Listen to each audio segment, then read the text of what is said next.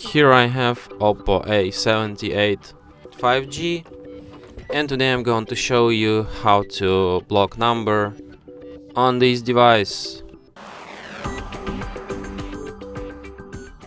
So to do this, firstly you have to open phone application, then tap on three dots here, go to its settings, and then go to the block numbers.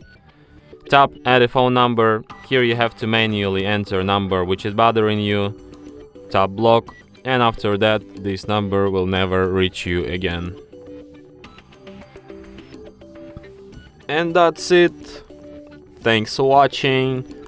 If you find this tutorial useful, don't forget to hit that like button and subscribe to our channel.